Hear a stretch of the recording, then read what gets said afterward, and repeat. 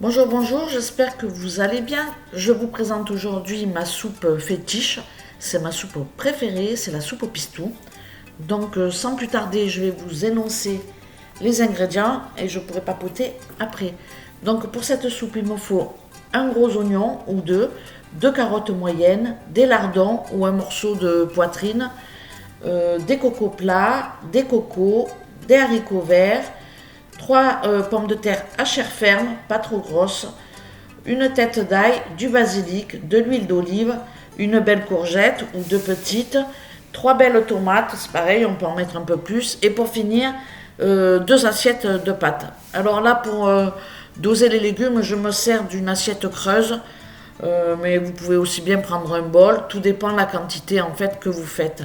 Donc je commence par préparer mes oignons que j'émince, la carotte aussi que je coupe en petits morceaux, et puis je vais rajouter mes lardons et je vais faire revenir un peu tout ça pendant que je prépare les autres légumes. C'est une soupe qui se mange avec les morceaux, donc qui ne se mixe pas.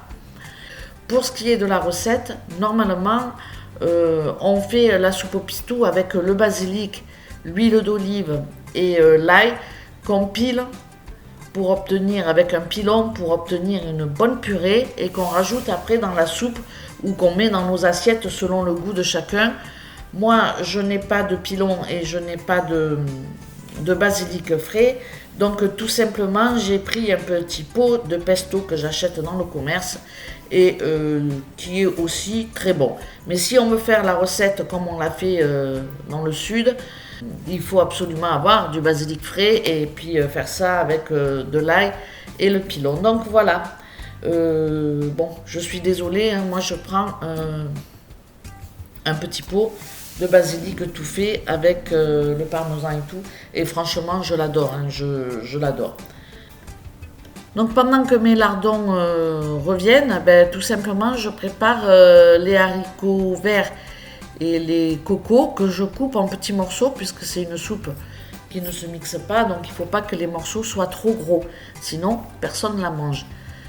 Donc c'est un peu de travail, mais j'ai fait quand même 5 litres de soupe et j'en ai congelé, je crois que j'ai fait au moins 4 barquettes, et à savoir qu'on va manger 2 soirs la soupe parce que franchement quand j'en fais je me régale et de toute façon je vais en refaire. J'en fais en général 2 fois comme ça au congélateur, j'ai vraiment beaucoup de soupe.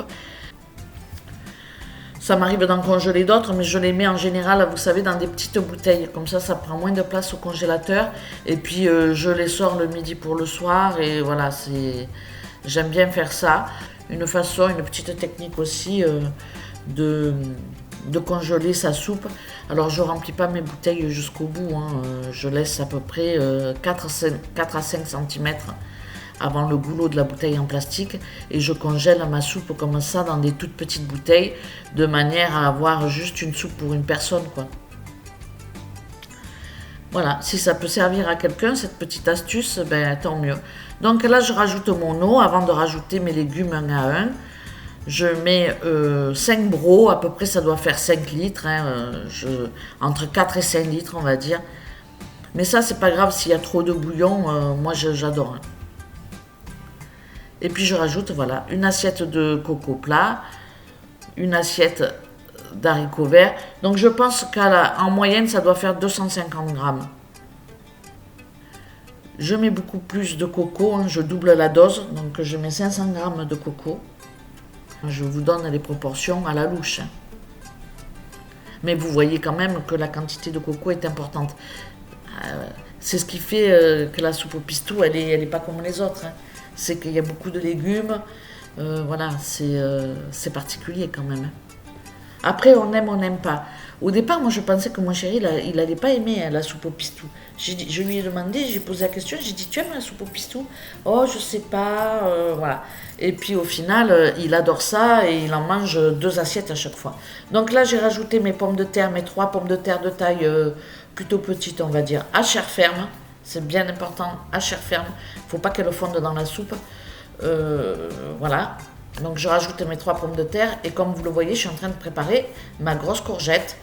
Pareil, je détaille en petits bouts Et puis je rajoute dans mon bouillon. Je suis en train de préparer les haricots verts. Au niveau des doses de légumes, franchement, vous pouvez varier, hein. Si vous voulez mettre plus d'haricots verts ou de coco, vous pouvez bien évidemment ajuster les doses en fonction de vos goûts et de vos préférences. Donc voilà, je vais laisser mijoter ma petite soupe.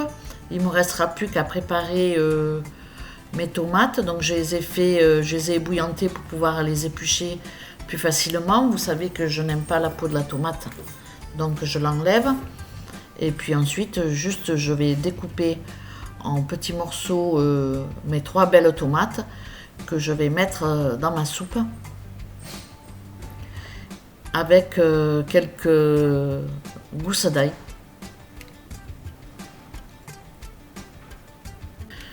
Quoi qu'il en soit, c'est une soupe qui se fait avec des légumes d'été et bien souvent, je la fais toujours fin août. C'est une soupe que je fais fin août parce qu'on trouve tous les légumes sur le marché. J'ai rajouté quand même, je ne sais pas si on va le voir à l'image, mais j'ai quand même rajouté 2 bouillons de poule pour donner du goût à mon bouillon, mais c'est pas nécessaire.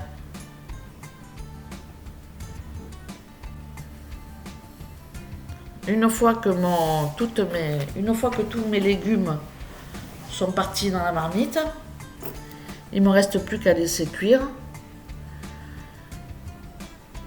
Au niveau de la cuisson, je goûte juste un coco pour voir si il est cuit ou pas. Ben, si on le voit là, je rajoute 2 bouillons, vous voyez. Je rajoute mes 2 bouillons de poule. Et puis voilà. Je vais couvrir et je vais laisser cuire.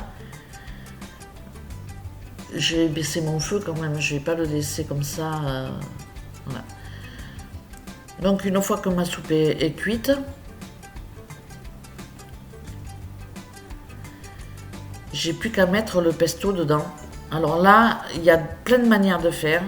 Soit, comme je vous disais tout à l'heure, on prépare le basilic avec l'ail et l'huile d'olive et on le sert dans l'assiette, on le met dans l'assiette avec la soupe. Soit on le met dans le plat. Moi, j'ai tendance à le mettre dans la marmite parce qu'en général, c'est plus apprécié de le faire comme ça plutôt que de l'avoir dans l'assiette parce que c'est très très fort en goût. Mais ça m'arrive aussi de mettre une cuillère en plus dans mon assiette quand je le fais maison. Mais là, ici, voilà, je ne l'ai pas fait. Donc, du coup, je ne rajouterai pas de basilic dans mon assiette une fois qu'on sera à table. Donc voilà, une fois que tous mes légumes sont cuits, comme là, ma cuisson de tous mes légumes est terminée, on voit quand même une jolie couleur de bouillon. Et je vais rajouter mon pot de pesto en fait, hein, tout simplement. Donc j'aurais pu même en mettre 2 hein, si on aime vraiment ça. Après chacun jauge en fonction de son goût. Quand on ne fait pas cette soupe au début, on n'ose pas trop en mettre. Donc moi au début je mettais un demi-pot. Et puis maintenant, limite j'en mets jamais assez parce qu'au final on adore ça. Quand je fais des pâtes au pesto, elles sont vraiment chargées en pesto. Une fois mon pesto rajouté, ben, je vais mélanger. Voilà. Alors on voit que le bouillon a changé de couleur. Hein. Ben, je goûte hein, pour voir si les légumes sont bien cuits. Et puis je rajoute du sel parce que je vois qu'il en manque. Franchement, l'ajustage de l'assaisonnement, je fais en dernier, hein, parce que sinon, si c'est trop salé et que c'est pas mangeable, voilà, ça sert à rien de trop en mettre. Et puis, au niveau de l'assaisonnement, je reste basique, je mets du sel et du poivre, je mets rien de plus. Arrivé à ce stade de la préparation de ma soupe au pistou, eh bien, il me reste tout simplement à ajouter les pâtes. Donc, moi, dans la soupe au pistou, je ne mets pas de petites pâtes, je mets des grosses pâtes. Des peines, voilà. Donc après chacun fait comme il a envie. Hein. L'essentiel à table c'est de se régaler. Donc il n'y a pas de règle, il n'y a pas on fait comme ci ou on fait comme ça. L'essentiel c'est que ce soit bon Et du coup, vous mettez les pâtes que vous voulez. Moi, en tout cas, je mets des grosses pâtes. Et j'aime beaucoup celle-ci. Je ne sais pas comment elle s'appelle. Mais j'aime beaucoup ces pâtes où parfois je mets des coquillettes géantes. Mais j'aime beaucoup les pennes aussi dans la soupe au pistou. J'aime beaucoup les pennes. Donc voilà, là je mets 2 assiettes de pâtes. Je mélange et maintenant je vais surveiller la cuisson parce qu'il ne faut pas que mes pâtes soient trop cuites parce que je vais quand même en congeler une bonne partie et du coup il faut que mes pâtes elles soient à peine cuites pour pouvoir les congeler de manière à ce que quand je vais les décongeler ce soit pas vraiment la pâte bizarre quoi. Après c'est pas gênant hein. On peut aussi très bien congeler sa soupe sans mettre les pâtes. C'est une manière aussi de faire et d'avoir les pâtes qui seront vraiment cuites à souhait au moment de décongeler la barquette de soupe au pistou. Mais bon, pour le moment, moi je le fais comme ça. Et bon, on aime quoi, on n'est pas non plus difficile. Quand je la décongèle, je prévois de la sortir à l'avance et juste de la réchauffer en fait à la casserole quoi. Voilà ma petite recette de soupe au pistou que je vous propose. Bon, le basilic, vous pouvez le faire comme je vous l'ai dit autrement. Si vous aimez la soupe avec les morceaux, n'hésitez pas à faire la soupe au pistou et voilà, vous allez vous régaler si vous aimez. Ça, c'est voilà, il faut aimer la soupe avec les morceaux. Si vous aimez la soupe mixée, c'est pas la peine d'essayer. Mais en tout cas, c'est une très bonne soupe. Bref, je ne vais pas m'étaler plus longtemps, vous l'avez compris, j'adore ça. Je vous laisse, je vous remercie bien sûr d'avoir regardé cette vidéo, j'espère qu'elle vous aura plu. N'hésitez pas à me mettre un pouce en l'air si vous avez aimé cette recette. Et puis voilà, je vous dis à très bientôt pour de prochaines recettes. Ciao ciao!